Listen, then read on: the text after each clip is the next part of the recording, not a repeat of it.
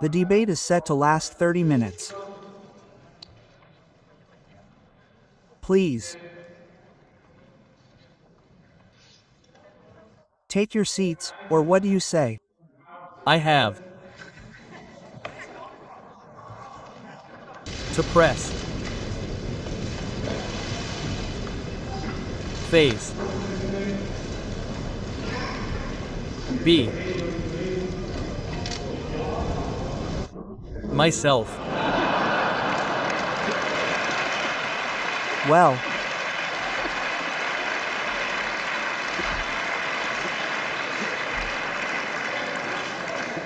all beginnings are difficult. So let's start again from the beginning. Good morning, dear colleagues. I found the button.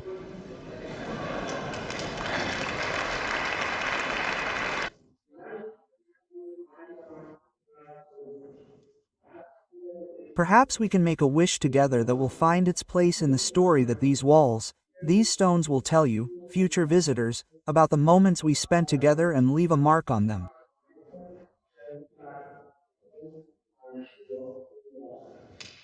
Thank you.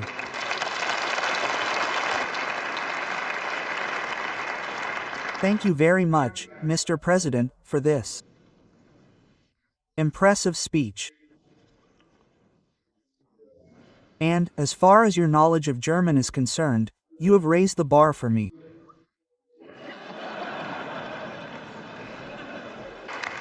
Mr. Tomic, could you please ask me another question? I could go on and on. I'd be happy to. Yes, I'm afraid so. It's already here. I'm coming to the first garage.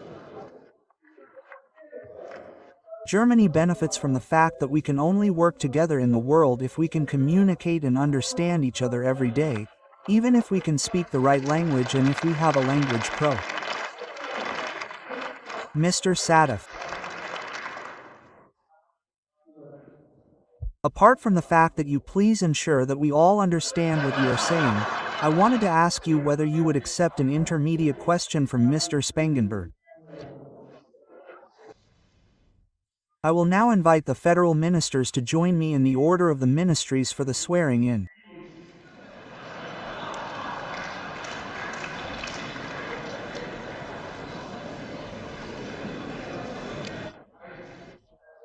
Microphone. Last speaker in this round. But before I give him the floor, I would like to make a request once again. Please also give the last speaker in this round the chance to be heard. You have nothing to say yet, Mr. Sadaf. But I wanted to have a drink. Yes, but we are not actually invited here as a matter of course. Unfortunately, I am now at the end of my speaking time. All I can say to you, Mr. Colleague, is that you are not on the agenda. It is over.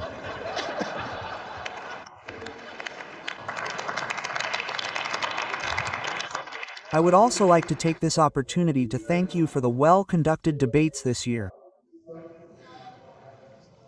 As usual, as well as the conference presidium. Mr. Colleague, please give the conference president something too. Of course. Your speaking time has expired, but I would still like to contribute. I would like to contribute. And the Competition Commission 4.0 is the next item on the agenda. If we allow this parliament to disempower itself and give up, then we might as well convert the Paul Loba House into a public swimming pool. Ladies and gentlemen, these technocratic councils must be ended. The decisions must be returned to Parliament, and I expect the governing parties to ensure that the experts answer questions from the directly elected Parliament in public hearings and that these matters are not discussed and pre-decided in technocratic councils as in a council of solicitors. Thank you very much. Here.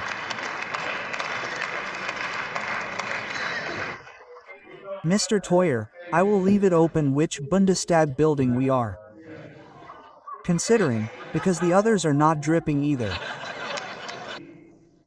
Who votes for the committee's motion? Who votes against? Who abstains? Then the vote is the motion with the votes of the coalition faction against the votes of the AFDP and FDP, who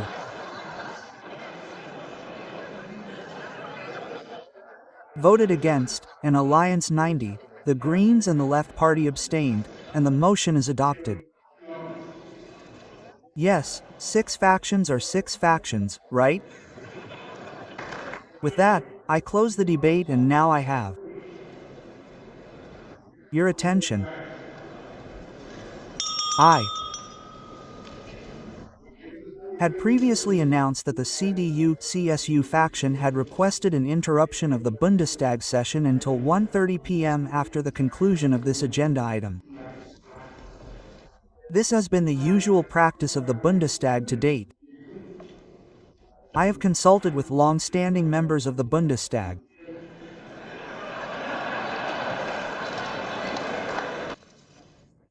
I will then open the debate and give the floor to the federal ministers of the Interior, Urban Development and Home Affairs. Mr. Ostseehofer.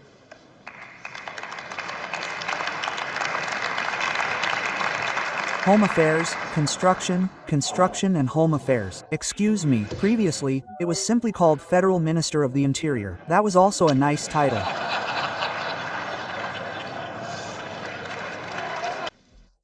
The Left Party Parliamentary Group proposes to appoint Cornelia Moring as a full member to succeed Katrine Werner.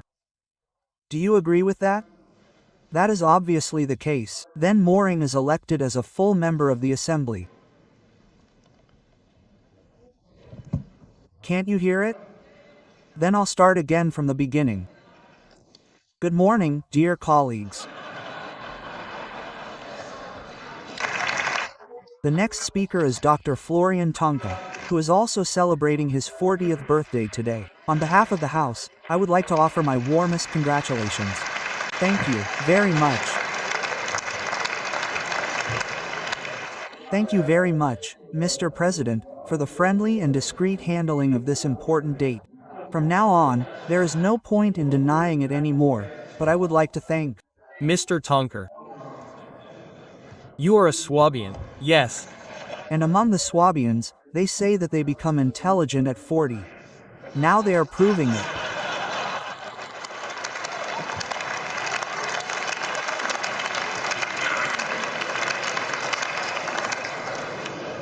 They are now reaching their limits. The hurdles have not exactly been lowered, but I have to say, Mr. President, it is at least the case that before the age of 40, in our shared home state, people do not take your words seriously at all. In this respect, I will now try to give my first speech in a situation where people will at least listen to me. I will open the debate in part by giving the floor to my colleague Dr. Nils Schmid, SPD.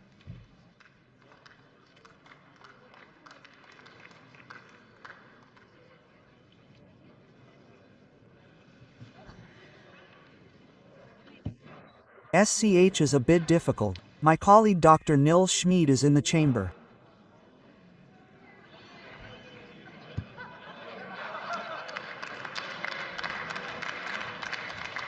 Mr. Schmid, your speaking time is already running out.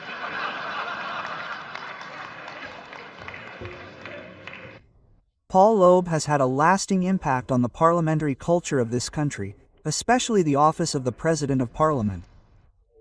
He proved that one can simultaneously be a universally recognized impartial president and a member of parliament with a clear party political affiliation. The parliamentary style has changed since then, but the tasks of the people's representatives remain the same: to debate, monitor, decide and, despite all differences, to be aware of the shared responsibility.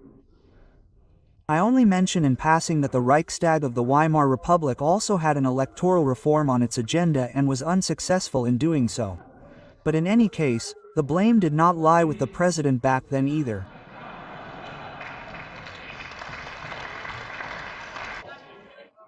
Of course, I would like to ask you an intermediate question.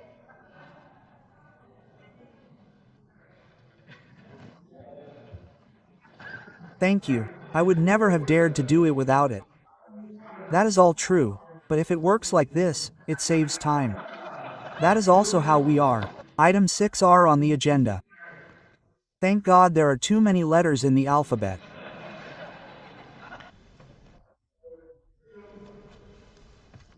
I open the session and congratulate, belatedly, my colleague Dr. Karl Lamers on his 70th birthday and my colleague Herman Crow, who is celebrating his 60th today. On behalf of the entire House, I wish both colleagues all the best.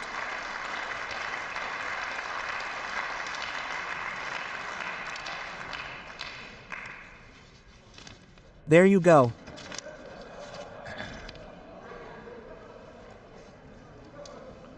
Well, someone once said that it is better to be a real 60 than a fake 50. Who voted for it? The coalition faction and the AFD. Who voted against it? The Left Party. Who abstained? The FDP and the Alliance, the Greens. How? Not at all. They did not vote at all. They agreed. I did not see that, but then it was recorded. The Alliance, the Greens, also voted in favor. We also voted in favor. They also voted in favor. Yes, who voted against it anyway? We can explain this. Annemarie Renger was a universally respected president of the Bundestag. They rightly paid tribute to her. Annemarie Renger strictly observed the dignity of the Bundestag, as it was understood at the time. When a social democratic colleague once sat in the plenary session without a tie, she had a parliamentary assistant discreetly bring him a tie, and he put it on without protest. Incidentally,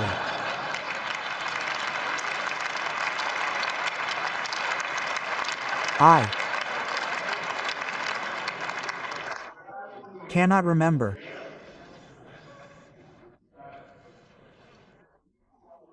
The fact that a woman held the office having seemed particularly remarkable to me. Perhaps some things were more self-evident 50 years ago than many people believe today.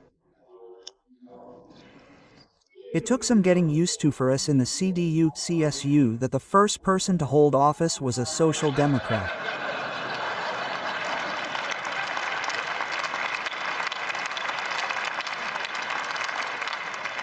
But that is nothing unusual these days.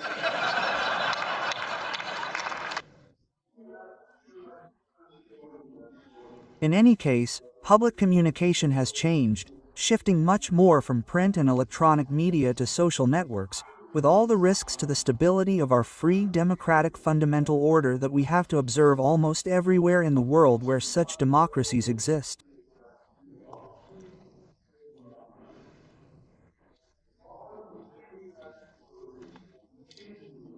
Trust in the ability of politics to solve problems, to ensure social cohesion, and to guarantee a reliable and balanced framework for freedom and security is clearly waning the more we try to solve each individual problem even better and more perfectly.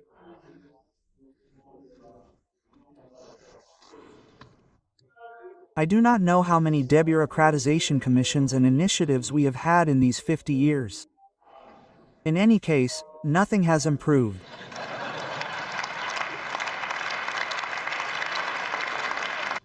I really want to refrain from giving unsolicited advice. I justified this during my age and term of office and assumed a special role. That is why I would like to take up your kind offer, Madam President, and say a few words today about the developments over the past 50 years. I do not want to abuse this, but perhaps offer a thought.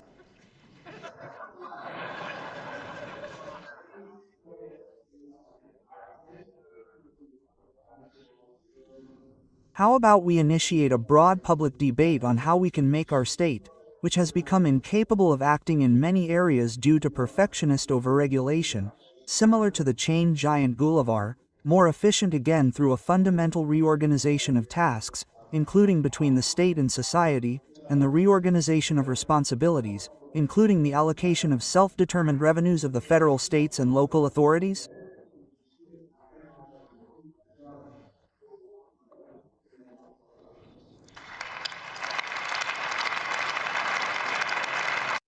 Mr. Colleague, would you allow an intermediate question? No, time to go, let's go.